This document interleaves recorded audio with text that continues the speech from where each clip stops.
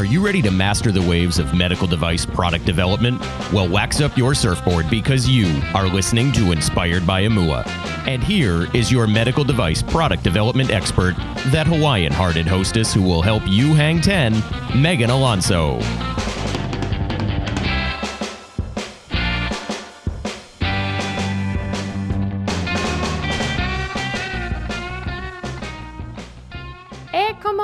And aloha! You're listening to Inspired by Imua, where we help you master the waves of medical product development. Each week, we interview guests that educate, guide, and inspire to give you and your product the skills you need to hang 10. If this is your first time listening, Imua is spelled I-M-U-A, and it's a Hawaiian word. It means to advance forward with passion despite rough waves. There are plenty of those in medical product development, so keep listening because we've got you covered. So I wanted to give you a quick update on my virtual pre-accelerator program called Invention Idea to Profitable Product. And we're wrapping up our beta, and I'm launching it on February 1st for a new class. So if you're interested, then you can check it out. Go to imua-services.com/IIPP, or you can just text the word invention to 44222. And this program is great for anyone that's an inventor, an entrepreneur, or a scientist that has an idea or technology, but you just need some help moving it forward. You're really early stage and you just want to get this idea off the ground. So check that out. I'd love to have you in the program, and we'll get on with the show. So I have an extra special guest for you today. We met at the JP Morgan conference, one of the cocktail parties there, and we quickly found out that we both share a love of Hawaii. And so he's actually from Hawaii, and he has a pretty cool story. And just, I want to get into his entrepreneurial journey today, because I know when we're out there forming companies, it's not the easiest thing to do. And there's a lot of ups, a lot of downs, and some excitement and spam musubi along the way. And you will learn what that is. So without further ado, let me introduce Hoala Greevy. Hoala, are you ready to hang 10? Hey, how's it, Megan? Yep, for sure. All right. Thanks for having me. You're welcome. So I gave you a little intro there. So fill in the gaps for me and let us know a little bit more about you. Sure. So I'm the founder CEO of Powbox Incorporated, and we bill ourselves as the easiest way to send and receive HIPAA compliant email. For myself, I've been doing email for a long time, since 1999, and we started Powbox in Honolulu due to a customer asking us to build something, and that was Make-A-Wish Hawaii Foundation. And then from there, started talking to other customers and prospects in the regulated industry sector, specifically healthcare, and discovered there's a big unfulfilled need for easy to use encrypted email that's HIPAA compliant. Mm-hmm. And we think it's a considerably big idea. And we found we weren't really taken seriously in Hawaii dealing with mainland prospects and customers. So we moved to San Francisco 2 years ago. And I think the move's been a very good business decision for us. So, we keep our Hawaii roots, but we're very thankful to be in SF to really grow the business to its full potential. So speaking of Hawaii, tell the audience what POW means. It means done or finished. So that's just, I don't know, one of my favorite words. And so Powbox came out of that. Hey, and if you're ever in San Francisco, or I'm moving to DC in a few weeks, so if you're there, then give us a shout out and we can celebrate Pauhana together, which actually means the day is done or the day is finished, and that it traditionally just means happy hour. So we'll do that if you're in town. Oh yeah, for sure. We do those all the time. So you mentioned that you just kind of stumbled upon this. It was a request of the Make-A-Wish Foundation. So what were you doing that they thought, oh, maybe they have the capability to do this? They were a customer of mine, so that we had a pre-existing relationship. Okay. And I started Hawaii's first spam and virus filter company a long time ago in 2002, and that's called POW Spam. And so learned some good things about doing that. At the time, we were doing things that didn't even have a name for it yet, like software as a service, SaaS. That was the billing model that made the most sense to me. And then also, we couldn't compete shipping appliances to our customers because we're in Hawaii. Yeah. So we had all our customers' email routed to us first in a bunch of servers we had in a data center. And now that's known as basically cloud computing. So we were early to that as well, just in the wrong market, Yeah. A small market, very small market. Mm-hmm. And so I see some similarities in Powbox now. I think we're doing things that are a little ahead of the curve, but not too far ahead. And probably some things that don't have a name yet. So I'm very encouraged by what we're doing at Powbox and the customer adoption and the success we're able to provide our customers. And yeah, Make-A-Wish is still our customer, and we're very happy to be affiliated with them for sure. Yeah, that's great. And that's a big client that has a lot of weight. And, if you can throw that around and say, hey, they're using this, why aren't you? Or they're using this, it's time for you to get on board. That just gives you credibility. Oh yeah, for sure. We definitely like to talk about our customers and the customer success we're able to provide. I think that's a integral part of our business, without a doubt. So I know building your company hasn't been easy, and you had mentioned that you made the decision to move from Hawaii to San Francisco just because of some of those challenges connecting with investors. Tell me what you were doing. You and I chatted offline before, and tell the audience, I should say, what you were doing before that didn't quite work out, and maybe just some insight into the hard times of being an entrepreneur, but why you chose to just stick with it and move forward rather than just get what people call like a normal job. Oh, yeah, sure. So about 4 years ago, 3 or 4 years ago, I saw this, it was pretty obvious. There was this incredible shift in the gaming industry, especially towards mobile, social, and all that stuff. And so I just sensed this incredible shift in opportunity. So I launched a company to be a part of it. And we launched an app called Dare Share on the iOS App Store. And it was just this silly game to get people to dare each other to do stuff and then share it within our app and, of course, online and on social channels. And we had an initial uptick, of course, and then kind of fizzled away. And I don't know, I guess I just feel like, am I the best person in the world?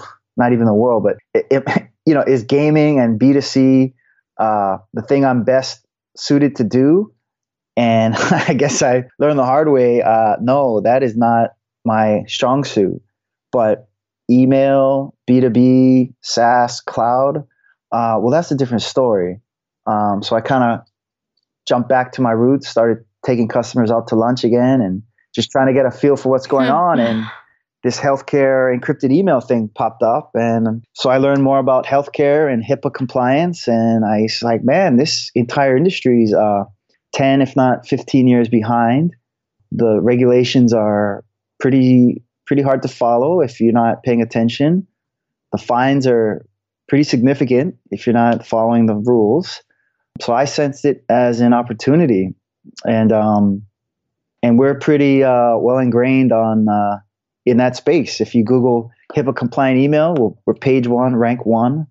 And that was hard to get, but we're very happy about that placement and we intend to stay there. Yeah. And I think, if you want to talk about healthcare and email, I'd argue healthcare is the last American business segment that's not using email in the workplace. I mean, you go into any room, whether it's 5, 100, or 1,000 people, and you ask them, when's the last time your doctor emailed you? I guarantee you 2% of that room, if that, will raise their hand. I mean, it's just crazy. So we see this as a very large market that we can definitely help. And it's definitely something that's needed. People want to communicate with their doctors. And you know what we found? The doctors actually really want to communicate with other doctors and physicians. And then we found out billing providers have the same problem, and all these other ancillary, but still need to be HIPAA compliant businesses have the same need. So it's a rather large and promising market for us. So we're happy to see those things come about. Yeah, I remember when we first met and I said, oh yeah, it's so annoying. Sometimes the doctors do want to communicate with you, and so they'll send you a message through this complicated portal where you'll have to sign in and do this. And it's so much time. Yeah, you got it. Yeah, we removed all that friction. Doctors don't like doing it. Well, the sender doesn't like doing it, and neither does the recipient. If you couple that with the experience on mobile, I mean, it's absolutely terrible. And half of all email is read on mobile. So, that's a big untalked about weak spot in the rest of the field's offerings for encrypted email. They're stuck in an age where people used Outlook. Well, yeah, that was 2006 or 7. Now, fast forward, again, half of all emails read or composed on a smartphone. So we really took that to heart when we built PowBox. So we got rid of the portals. We got rid of the app downloads, the Outlook plugins. It's all been removed. It's a totally seamless experience. We coined this term seamless encryption. So what our major differentiator is, it's like, hey, look, PowBox is gonna give you the benefit, in this case, encrypted HIPAA compliant email, and we're not gonna ask you to change your behavior. So a similar way to think about it is when you go and check your account balance online, and you type in whatever, right? wellsfargo.com, bofA.com. Your browser will automatically convert that connection to an encrypted HTTPS connection. You get that encrypted connection in your browser, and you don't have to change your behavior. And that's exactly what we've done for email. We think if you ask people to change their behavior, they're not going to do it. It is, especially in medical, it's always a barrier. And that's one of the things for those of you listening that have a disruptive product that, like a HIPAA compliant email, something that is not out there. One of your biggest challenges is, what is your end user doing right now? And how are you going to educate them that needs to change big time? Because they have their habits, their workflows are kind of set, and it's a disruption. I mean, yes, it's a good disruptive product, but it's a disruption to them because they have to modify what they've been doing. So if you can take that and make it all converge on the back end so that you're not modifying their behavior, that's where the golden ticket is. I think you're right. And I've been doing email for a long time. I've watched a lot of people use email. People don't like to change their behavior. And, this target market we're dealing with, these doctors have been in school. I mean, they're very smart at what they do, but not necessarily savvy on IT, computers. I mean, some of these people can barely compose a regular email. So they really love our solution because all we're asking them to do is use the same behavior and they get that desired result.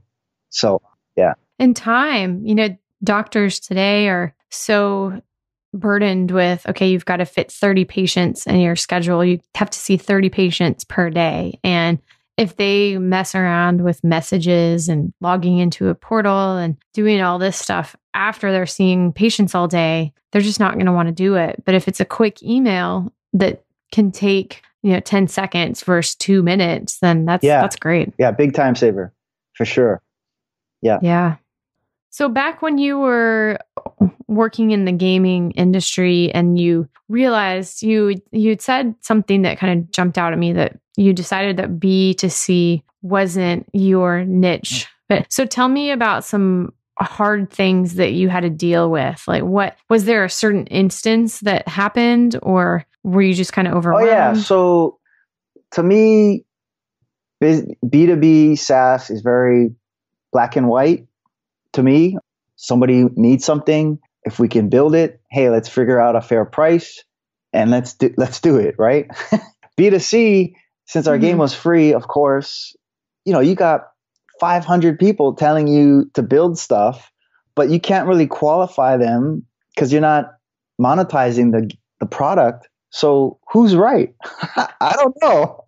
I don't know who's right because there's no money changing hands. So it's very hard to prioritize. And you know, you got your friends telling you something, your family. I mean, you got everybody's an expert now in your game, right? Like, oh my gosh, that was pretty hard to separate the noise from the signal from the noise. And and B2C is just tough in general. B2B to me is just a lot easier to understand and get my head around.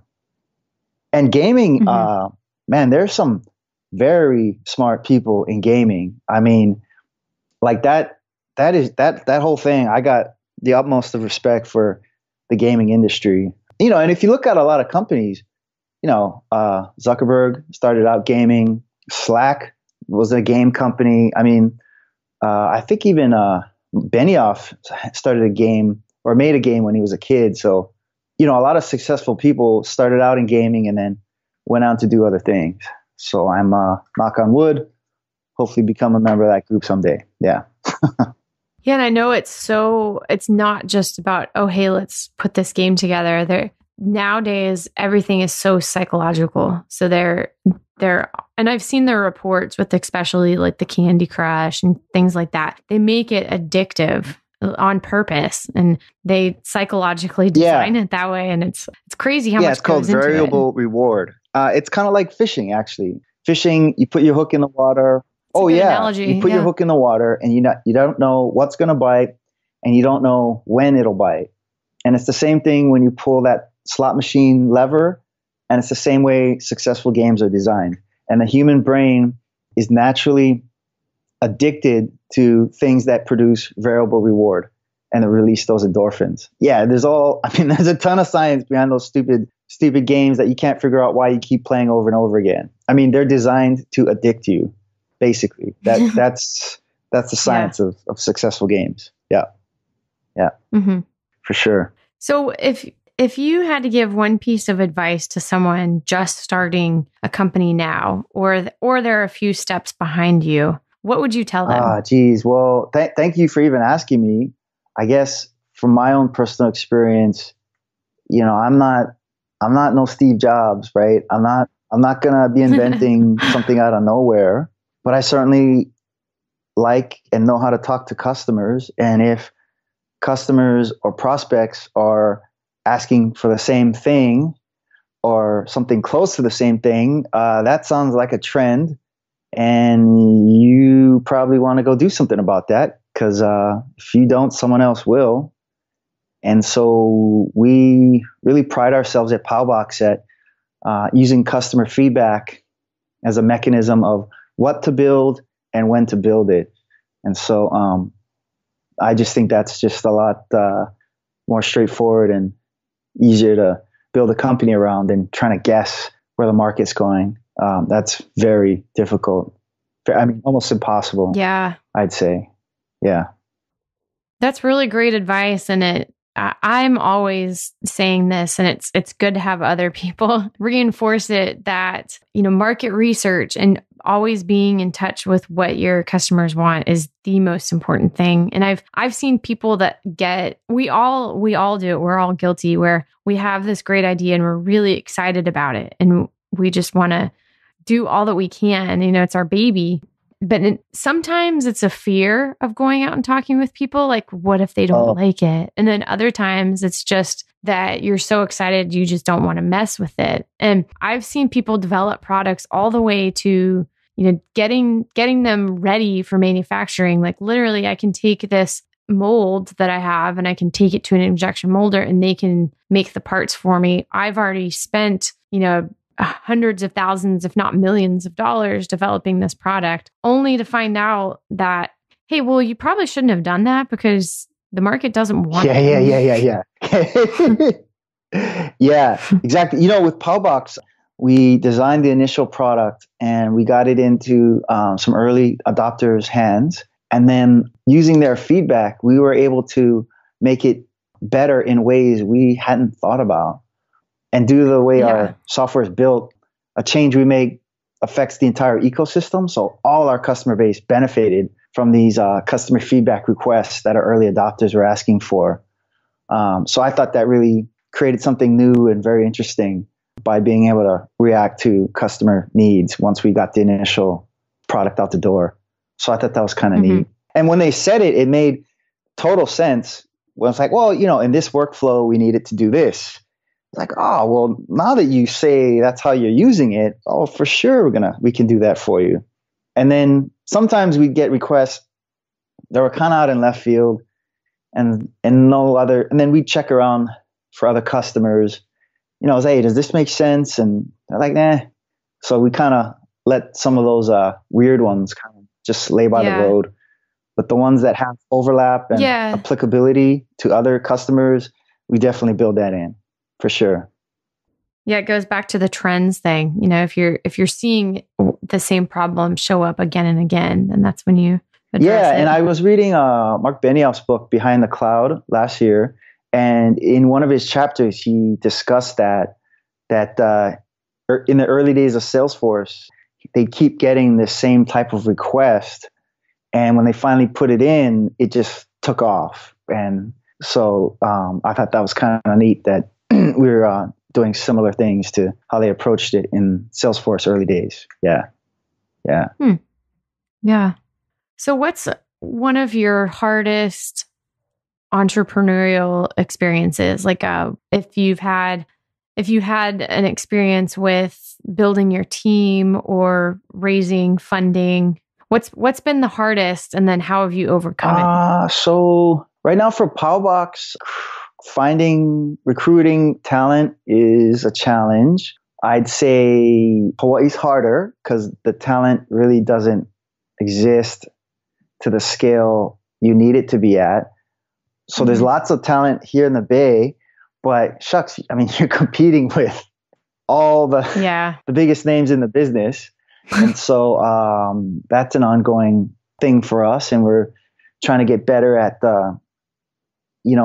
expressing our value proposition to these people we'd like to hire. So that's an ongoing thing. So, I mean, we just made an offer last night. She turned us down. So we're back to the drawing board to fill this open spot we have. So yeah, for Powbox, that's certainly a thing, but I'm very happy with the team we have now. Very proud of our team now. Let's see, fundraising's tough. Fundraising was tough last year. I've been skimming headlines. It's supposed to get easier this year, but I don't know if it really ever is easier. Yeah.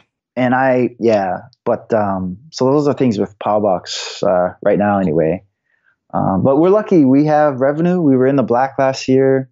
And that certainly gives us some stability and control over our destiny, I'd like to say. So we were able to reach that fairly quickly. Basically, it was do or die. I mean, it's like we had raised so little in funds up until last summer. If we didn't get in the black, then the lights go out, right? So we had to do that. So that was When did you start becoming profitable? Shoot, I want to say Q2 of last year. Q2. Okay. Yeah. Wow. Good.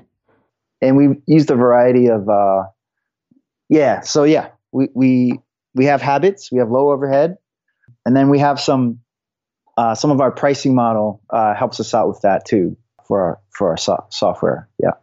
Mm-hmm. So I don't know if your team wants to hear this, but I'm going to throw it out there. I have been to Phoenix several times over the past year, and I have some business, not partners, but just high-end consultants that really help me in my business. And Phoenix is definitely a hub for software and tech. So it's a lot less expensive than San Francisco, and you do have a talent base there. So like I said, maybe you don't want your team to hear this part. No, all good. I've heard similar things about other cities. Just for right now and the way we work, I just like to have everyone in the same room. I think we move faster. But I don't know. There's all kinds of opinions. I don't know which one's right. I just know for Powbox, that's the way we work the best. Yeah. Mm-hmm.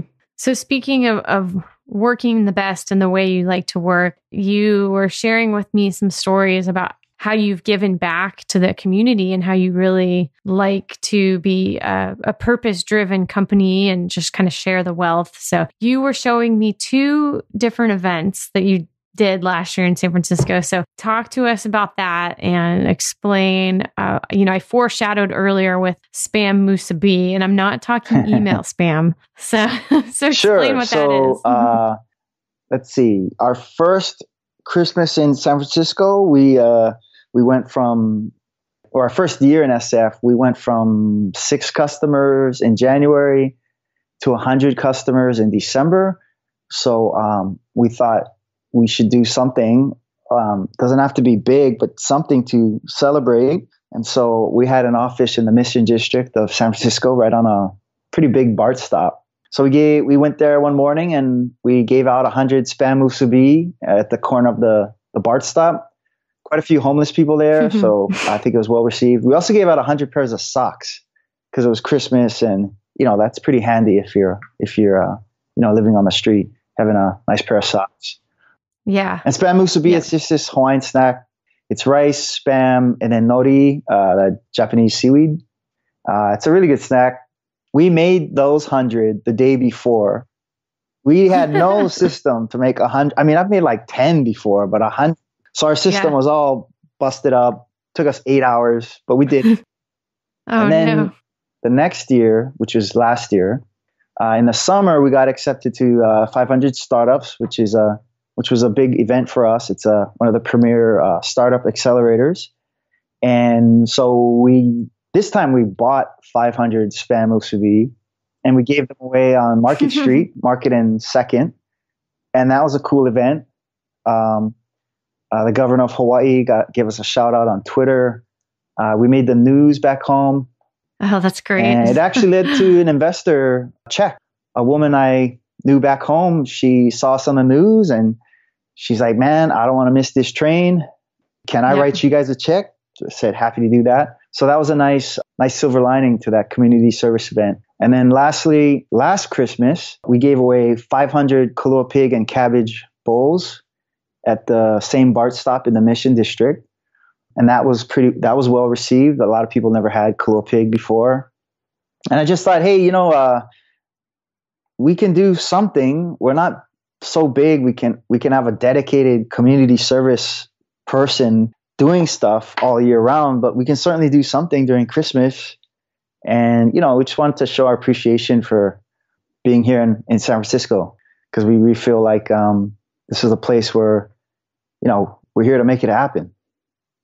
And I just think that the servant leaders in Hawaii that really set the example, every single one of them has giving back or community service as one of their pillars of doing business in Hawaii. So I just felt like we should do that regardless of where we are.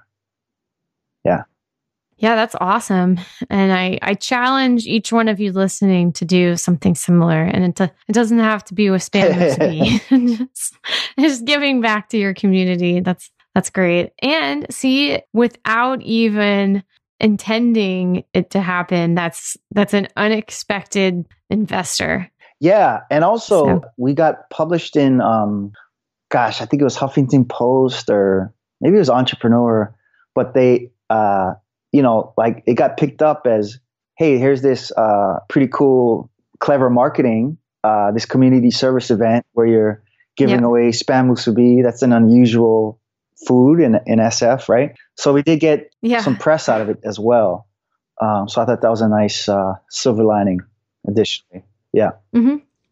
Definitely. And not to be on a soapbox or anything, but, for your listeners that are outside the Bay Area, I'd say the reputation in San Francisco for startups is mostly, or tech in general, is mostly take. Rising rents and all this excess behavior. And I just thought, hey, we could, we don't have to do that. We can be different. Yeah. Mm-hmm. So it's a little, it's a little unusual, I'd say, for this part of the country. Yeah. But it works not only just because it's a great thing to do and servant leadership is awesome, but it also works because there's something called blue ocean strategy, to where the theory is that in a red ocean, you have cutthroat competitors, and they're all kind of doing things the same way. But then a blue ocean strategy is you set yourself apart and you look at what they're doing and you kind of do the opposite in several different ways. And it's definitely made you guys stand out. Oh, that's cool. I'll have to go look that up and learn more about it. Never heard of that. Right on. Yeah. Oh, that's cool. Yeah. Well, I hope to see you again soon. And where can listeners connect with you? How can they find out more about PowBox? How can they get in touch with you? Yeah, sure. I'm on Twitter, Hoala Greevy. Our website's easy to find, powbox.com, P as in Paul, A as in Apple, U as in U-turn, box. Or you can just type in HIPAA compliant email and you'll see us right at the top. So you worked hard for that, huh? That was a lot of work. And it's ongoing work. Yeah. You can't, it's an ongoing thing. Yeah. And guys, if you're searching, if you do HIPAA compliant email, do them a favor and just click on that link too, because that helps also. Does. That's correct. That is correct. Well, yeah. Thanks, Megan, for the plug, man. For the backlinks and all that. Yeah, that's great. You're welcome. All right. Well, I will talk to you later. And right on, aloha. Megan. Yeah, aloha. And until we see each other again, Imua. Right on. Imua, sounds good. Well, thanks for listening, guys, and I hope you got a lot out of that. That was a really fun interview. And I challenge you to do something in your community, and let's make this fun. I want you to go to the website and find this post. So this will be episode number 44. And after you've done your challenge, leave a comment in the comment box telling me what it was and how it went and just how fun it was, because I know it's going to be fun. So I will catch you guys later. And until then, Imua.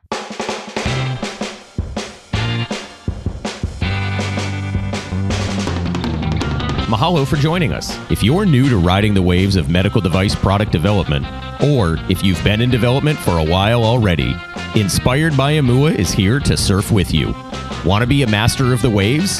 Text HANG10, that's HANGTEN, to 44222. We'll send you the most common wipeouts companies make in product development so you can avoid them and reach master wave status. Again, that's HANG10 to 44222. We publish a new episode every Tuesday, so catch us at inspiredbyimua.com. Imua!